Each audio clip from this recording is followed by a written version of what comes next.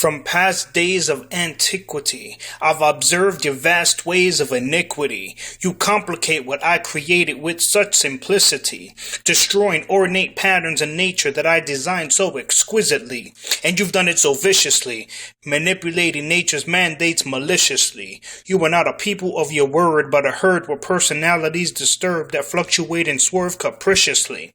You've become a galactic gangrene so pestiferously. My eyes multiply throughout the skies, drying eyes of cries of those whom are despised, as you think you can mimic me through scientific mimicry. It's no longer a mystery that man's ministry is misery, seen through the obscene throughout history. I don't coerce a coffin and hearse. It is you that holds the keys to earthly pleas, yet creating pain musically, speaking sardonic, not harmonic, but cynically. You create waves of strain and pain like it's an orchestra, that you create the sound of hate rhythmically. A people so evil and deceitful, covered by the image of a dying eagle, treating citizens like animalistic people, yet you expect to be respected as if you're illuminated and regal. Your global system is a broken prism, creating prisons and societal schisms to justify your mandates of law. You implement for them to live by rigidly, and yet you fail to recognize your own despicable trickery, because typically mass psychology will snap and destroy your current ability, and do so with an affinity to descriptively and vividly bring a total destruction of your schemes whimsically.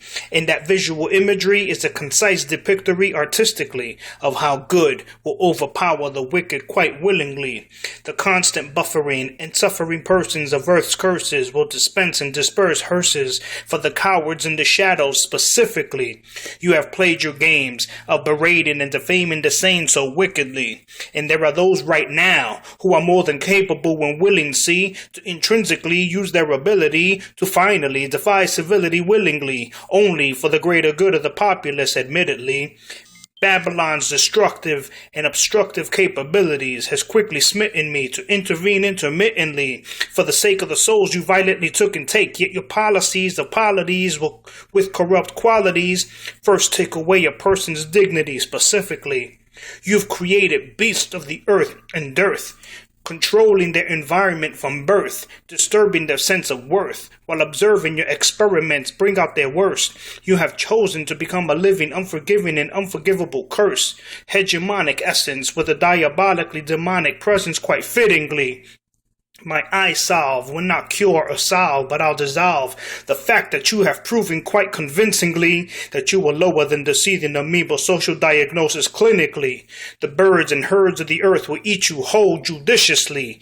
Beyond the grammatical expectancy linguistically, you have quite distinctively created the incarnate epitome of misery through the consciously obnoxious division of ethnicities. I will empower the humble to no longer react or respond with passivity, but will amplify the intellectual and warring skills facility infinitely to destroy all you manipulating monsters with machinations of global conquest pitifully.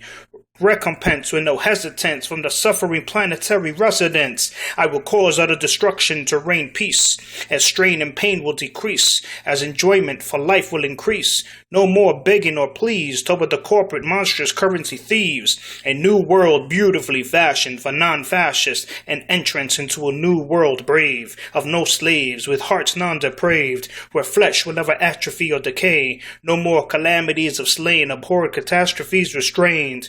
I specifically will eradicate ignorance and willful stupidity, causing an elevation of cognitive stability and existential tranquility. This is my promise, with incorrigible validity, not just for Urantia, but for the entire galaxial vicinity. No more stories of the whimsical mystically, or a deity of anonymity, but a being of love and justice in your presence physically. The desirable loss of iniquities, where there will be more inquiries of those inquisitively seeking and promoting love for a humanitarian and cosmic connectivity, not a fairy tale or fable dreamt so lucidly. Angst, hate, jealousy, and lividity will no longer be in availability for infinity.